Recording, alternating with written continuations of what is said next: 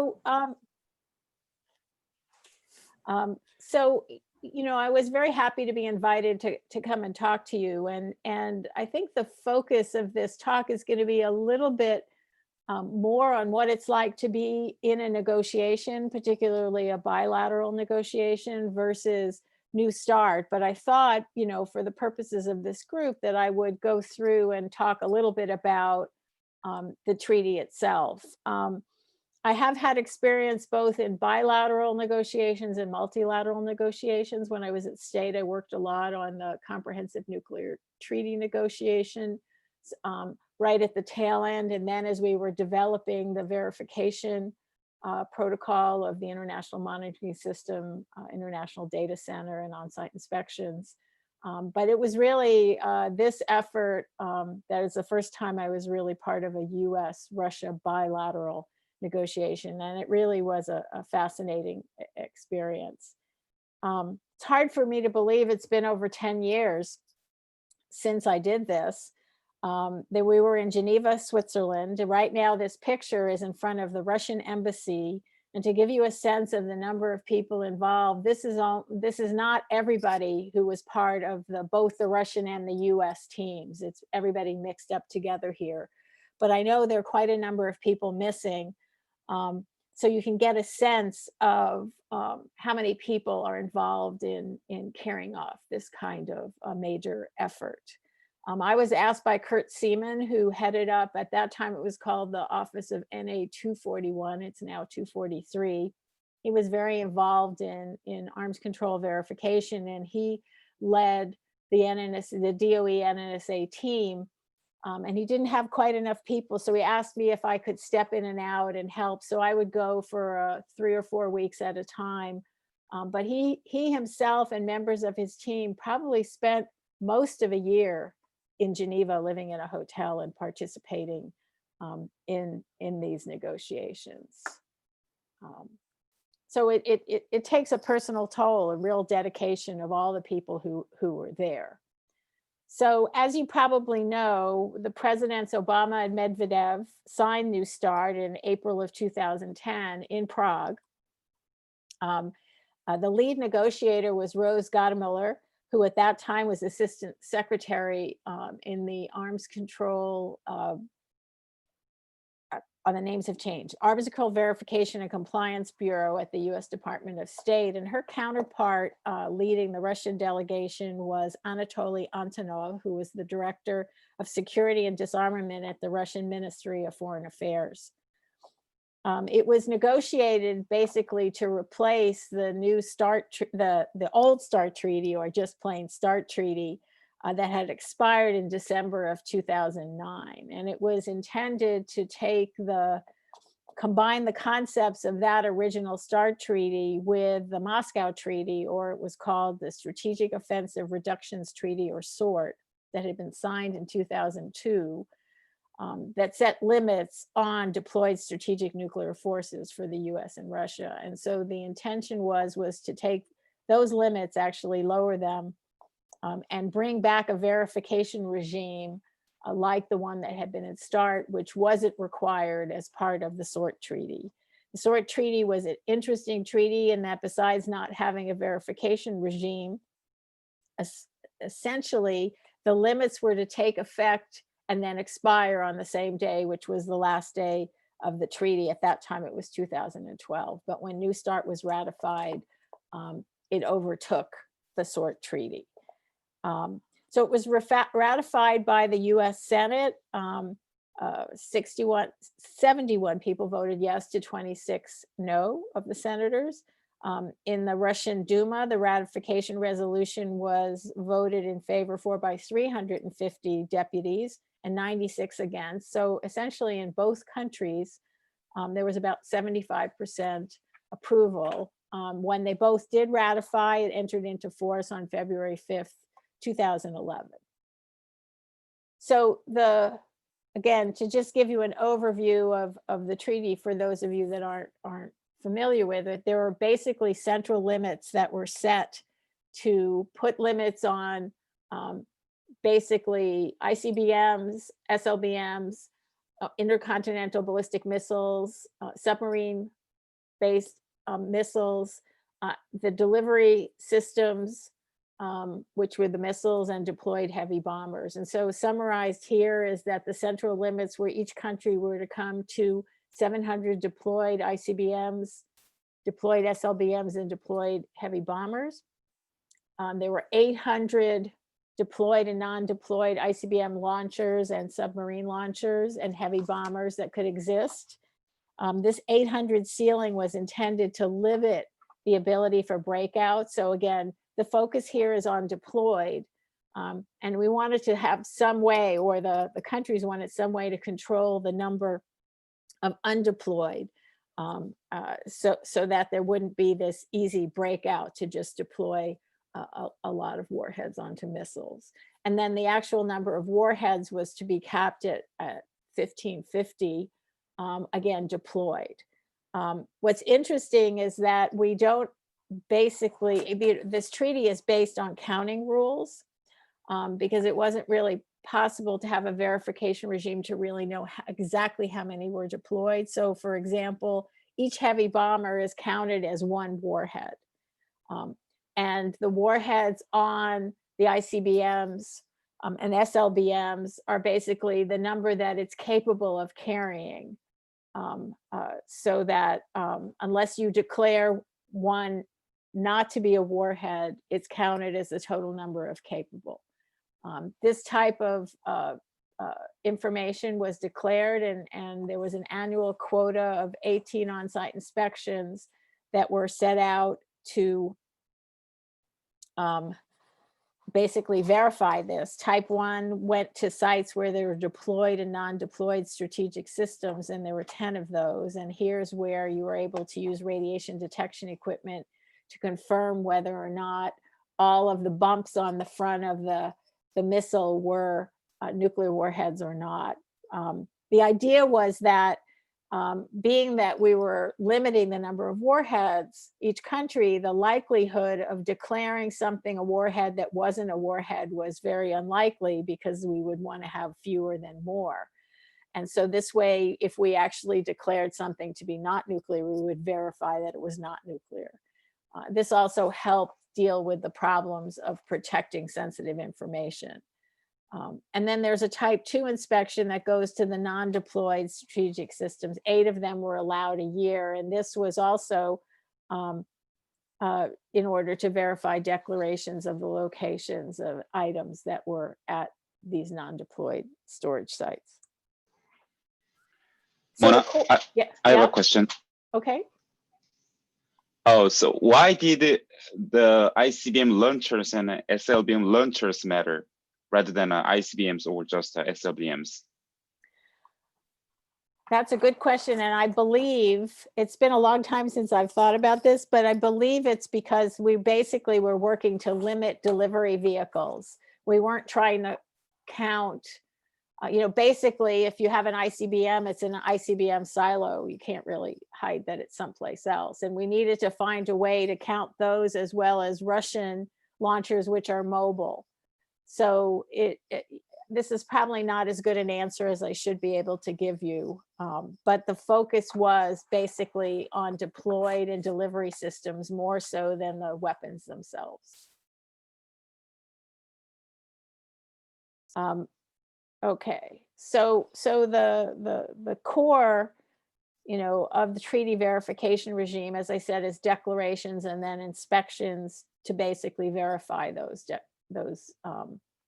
declarations. And there were very, very detailed lists of protocols and ways that this information was to be reported and what type of information. And so there were groups that had to negotiate how to report and declare the numbers and types and locations, and what would be the format of the database so the sides could easily integrate and collect that information. How would you send and when would you send notifications if launchers were moved or a heavy bomber flew from one site to another site? How could you uniquely identify it so that, and this was new compared to the old START treaty, is that you knew that the heavy bomber that you said flew from point A to point B was actually the same one. Turns out we just painted numbers. But these types of things had to be worked out, including, how you would confirm whether or not an item declared non-nuclear was actually non-nuclear, the type of radiation detection equipment, how it was certified and authenticated, how the teams would actually use it, had to be negotiated. There's something that is, as far as I know, every treaty has, is there's usually a way to find a way to get together between the member states to discuss any issues. It could be routine implementation issues. It could be issues regarding ambiguities or even accusations of non-compliance. But there's usually an established mechanism to have that kind of dialogue. And in this treaty, it's called the Bilateral Consultative Commission that would meet regularly. And so that's also something that has to get negotiated and put in as part of the treaty. Let's see these as part of the treaty. So here you can see the structure of the treaty. There's treaty text that included a preamble and 16 articles, and then the protocol that's divided in 10 parts. And one of the interesting things about the protocol is that it's usually a part of the treaty that can be more easily changed. And also in some cases, you can ratify a treaty, refer to the protocol, and the negotiations of the protocol can continue. That's actually what happened with the Comprehensive Nuclear Test Ban Treaty, where the treaties were signed, the treaty was signed, it hasn't been ratified yet, but it was signed. But work still continues to this day on developing the verification protocols that are associated with it. And then annexes were usually created when there was a particular issue, usually more political, but not necessarily, that were just sort of memorandums of agreement or something that would just be attached to the treaty as part of the whole package or the whole idea. But these different sections more or less mirror the types of working groups that were created. Rose Gottmiller assigned different principals within the delegation, sort of the leads of their different agencies, to be responsible for these different working groups. And those principles came from basically the primary US national security agencies that are represented within the interagency that develops the policy. So it was State Department, the intelligence community or CIA, Department of Defense, represented mostly by OSD, Office of the Secretary of Defense, and DOE and NNSA, bringing their vast experience with the nuclear weapons complex to the table. The Joint Chiefs of Staff were also there because they brought a lot of the expertise from the armed forces to assess both the impacts of what treaty limits might or inspections might actually have on their operations, but also expertise and knowledge about arms control and implications. So it was a very diverse group of people working in a lot of different working groups to keep things rolling. There we go. So I don't know, how much you seem like, a large number of you are more engineering and technically oriented. So I don't know how much you know about how the US interagency process works.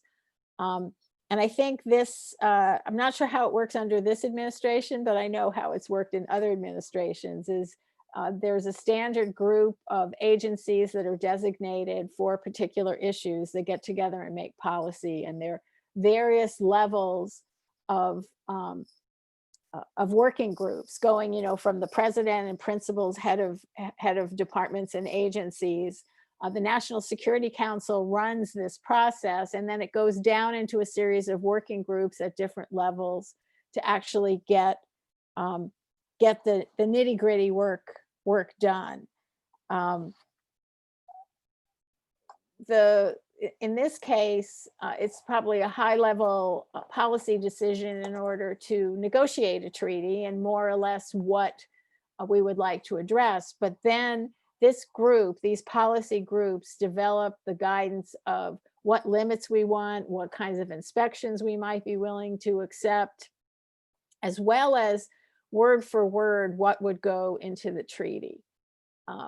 So as listed here in the bullets, you can see there are lots of different people involved. There are a lot of technical experts, and that's where I first got involved on CTBT, looking at how you detect radionuclides in the environment. In this case, we had technical experts who understood missiles and telemetry and radiation detection. That largely came, not solely, but came from the US National Labs as part of Kurt Siemens' team from NNSA. The way the process worked is at least on the US level, we developed what we wanted as policy, what we thought would be our going in negotiating position, and we basically wrote a draft treaty text. And the Russians came to the negotiations with the same thing.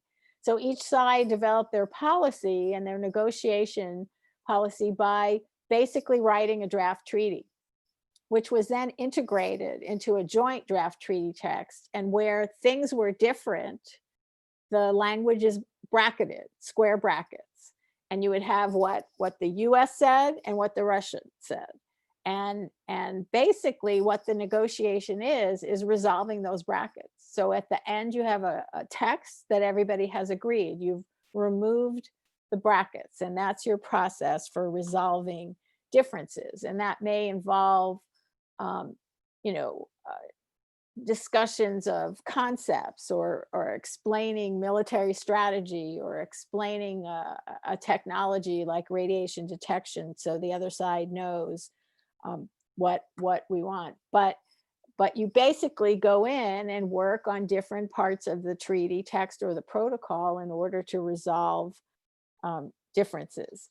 And again, as is with our policy process, you get ultimate direction from the top, but then as you're at the working level, you resolve issues based on what you know you've gotten guidance from your own agencies, and you only move that up when there's agreement or a total lack of agreement, and you need a higher level decision maker to break the tie or to break make consensus with their counterparts. And this will actually go all the way up to the level of the president. We had a case where President Obama and President Medvedev had to talk to come to a conclusion because we could not, as negotiators at all the different levels, from me near the bottom to Rose Gottmiller at the top, could not resolve it in our negotiations. So the decision had to be made at even a higher level. Ultimately, guidance and decisions are made in Washington.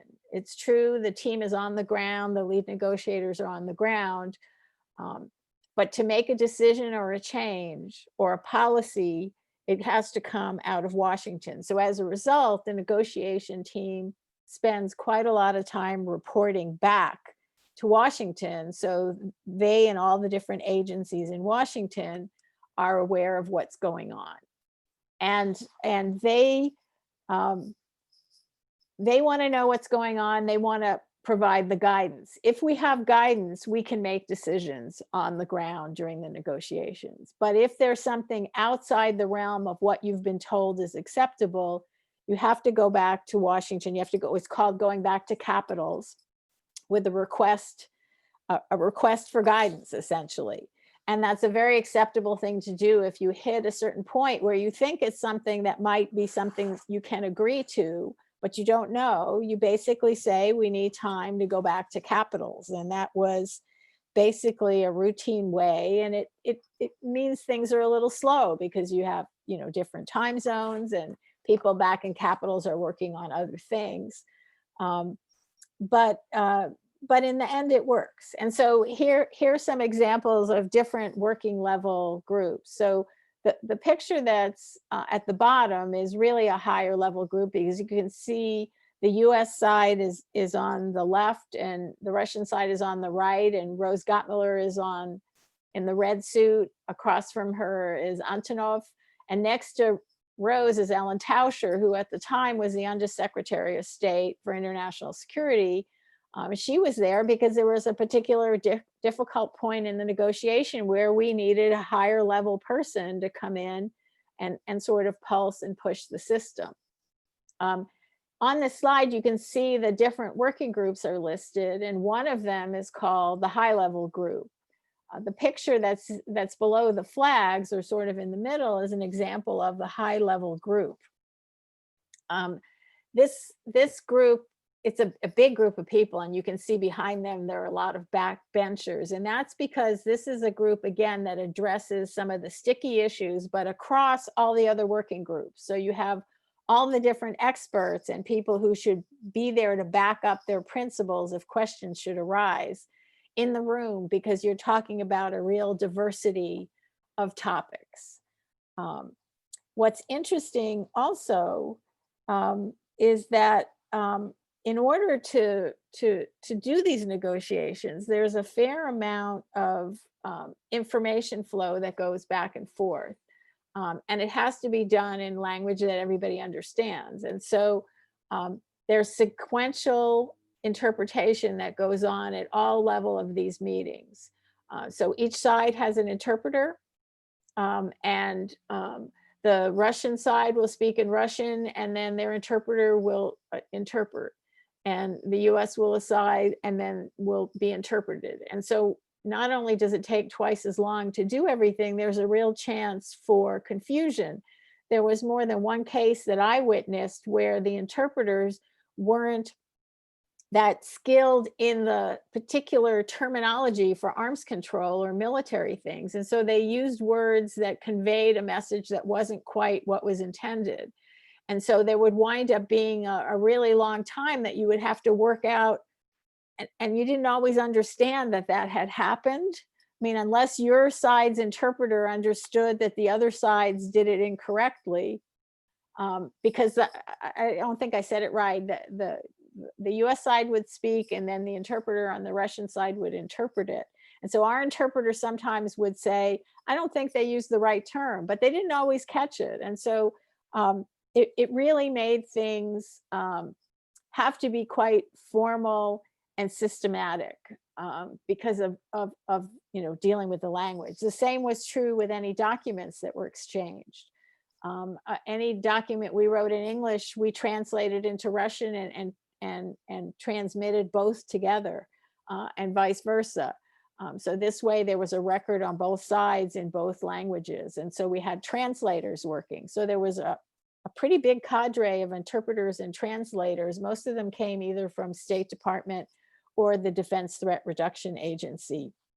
And they were really pretty busy throughout the course of this whole negotiation.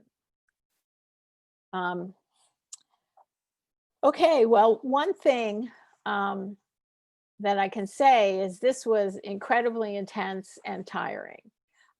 The process went on in both embassies. The US you can see on the top and the Russian on the bottom, and they're not great pictures because neither of them like pictures being taken. And we would have 2 meetings in 2 places. So basically 4 formal meetings a day where a group or a working group members from each embassy would pile into a van, would drive to the other. It wasn't very far, we could have walked, but going in through security made it much easier if we were all in one place in one van. We would go to the alternate place, we would get out of the van, there would be a formal series of handshakes, so each part of the working group would shake hands with each part of the other side's working group. We would go in and have our meetings, and that same thing would happen then on the way back. So where that started, and if it's with every negotiation, I don't know, but it definitely was between US and Russia negotiations. These meetings would be 3 or 4 hour sessions. And in between, whether it was lunch hours or evenings or weekends, or on the days we had breaks from those working groups, we would have to prepare for the next one to react to what we learned in the first one. And we would have to basically report back to Washington in the form of written summaries and cables, both to just document the negotiation. It became part of the negotiating record. But also, if we had to request for guidance, we'd have to explain what the situation was, what our position was, what the Russian position was, and then ask what we needed to know in order to move the negotiation forward, or what compromise was possible, or where we had to hold firm and we couldn't compromise. There's 5 days a week, and many of us were on more than one working group. This 5 days a week happened throughout most of it, except at crunch points when there were even meetings on the weekends. I, not being an expert in any of this, as you can tell by how I answered Mansuk's question, was involved in the general treaty text and the terms and definitions working groups. So those required less of a knowledge of ICBMs or heavy bombers. And that was left more to those that had more expertise. Let's see. Oh, and so in addition to these formal meetings, we looked for ways to have less formal interactions. It happened within our own delegations. Like, for example, Rose hosted a Thanksgiving dinner at her residence because her apartment was big enough to actually have the delegation, and we all did a potluck, which was pretty amazing. But we also wanted informal ways to interact with the other side as a way to float ideas, to get reactions, to just gather more information on what we thought. And it was much easier sometimes to get a sense of where a hard line was or where a compromise was possible in this less than formal setting. So usually that was done in working receptions. There weren't that many of them. There were a few, and it really was work and not really a time to relax. Even those receptions, anything that was learned of importance in those receptions were translated, were written into a cable and sent back as part of a summary of what was going on. We also had congressional delegations or CODEL visits. As I'll get to a little bit later on, the Senate has to ratify or give its advice and consent to ratify a treaty. And so but they're not part of the executive branch that's leading these negotiations. And so it's in the interest of the executive branch to have senators be positively disposed towards what you're negotiating and what the final treaty will be. So keeping them informed, keeping them engaged, is something that actively happens.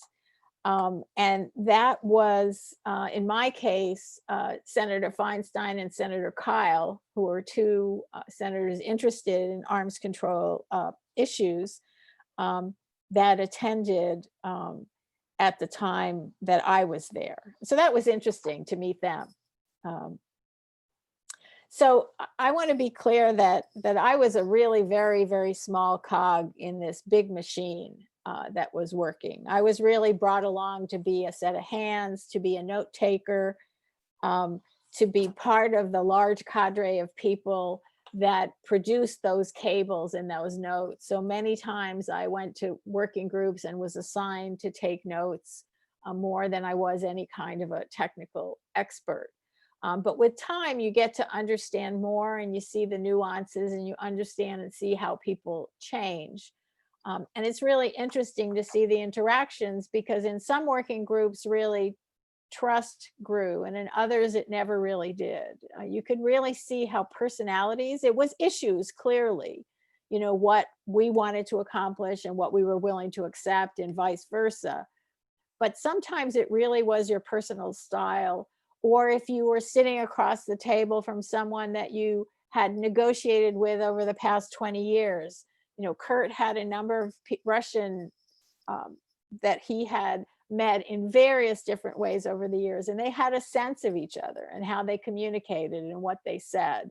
And it really, so it takes a whole lot of different people in a whole lot of different circumstances. And I learned that writing a really good pithy summary, but getting key details was really a skill. And I understood how important it really was. to really have a record. So if you get to the point where you think both sides in Geneva believe that we've removed every single bracket, we think everything is agreed, we think it's done, it still has to formally be sent back to the two capitals. So Washington and Moscow, people back in the interagencies there need to agree with that final language before it's really agreed. It's not just based on the negotiators in Geneva. And then on top of that, there's another very important process called conforming. So we've written these treaties. There's one's in English, one's in Russian. We've all been working it. We're trying to consistently change it all the time. But it's really key that we know both legally and linguistically that the language means the same thing to both countries. We want to avoid a case where one accuses the other of being out of compliance, and the one out of compliance says, no, the treaty says I can do it, look. So we want to make sure that those limits and what's permitted and what's not is very, very clear and consistent in both languages. And that's a major effort that's headed up by international lawyers, excuse me, lawyers and linguists. Sitting at the table from both sides, just going through line by line, checking the language. And if they identified an inconsistency, they had to go back to the experts and the negotiators to make sure that we got it right. When all of that is done, then the presidents don't just sign any piece of paper. We don't just print it out. There's special treaty paper and special ribbons that get affixed. And that's another process that you have to take the text and actually produce the formal treaty or two treaties that will be signed by both sides. So that had to be done before the signing had been decided it would be in Prague. And so that had to be done before the delegation and the presidents were on their way to Prague. One of the things that I wanted to point out, because it was really significant at that time, it seems so strange now, more than 10 years later, but this was the first time final draft treaty text was exchanged between the sides on electronic media. In the past, it was all done typed. You know, you would retype and you would retype and you would retype. And of course, you know, using word processors, why would you do that anymore? And so both sides had been working electronically on the treaty text, but then came the question of, can we actually pass a disk that each side is going to be willing to put into their machine or not? And so that was something also that in the end had to be worked out on how we would actually each side transmit, you know, because we had the English and they had the Russian, transmit to the other to have the final formal copies in a format that we would be willing to actually use. So it seems like ancient history, but it was notable at the time. So the final step, so the presidents sign. And you think, well, okay, that's it. Our presidents have signed, but it can't enter into force until each side ratifies. And the State Department has the job after signature to put together what's called a ratification package to send to the Senate for its advice and consent. And that includes the full texts signed by the presidents. It includes an article by article analysis, which is just like what it sounds. It's every paragraph, every article. You state what it was about, what you believe it means, what you know, basically we signed this because we believe it limits us to this. And then ultimately what's harder to do is the verifiability assessment. I mean, it's not hard to do in that you wouldn't have signed the treaty if you didn't already think the treaty was effectively verifiable, but a document needs to be put together that makes that case as part of the package for ratification. And it's one of the issues, as you might know, like for CTBT, one of the issues that's holding up ratification is whether or not you can verify effectively that nobody is cheating on the treaty. And so that case has to be made, and there are a lot of questions that usually are directed at that. So that even this closing final process can be really, really grueling. they scheduled for the New START Treaty 21 official hearings on for ratification of this treaty. And as a result of each hearing, you usually get questions for the record. It's called QFRs.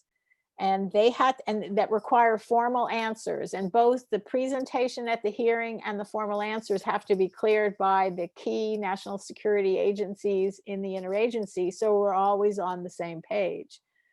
They had requested, as part of this process, over 900 questions that had to be written and answered and transmitted back to the Senate. So even getting it through ratification was a lot of hard work.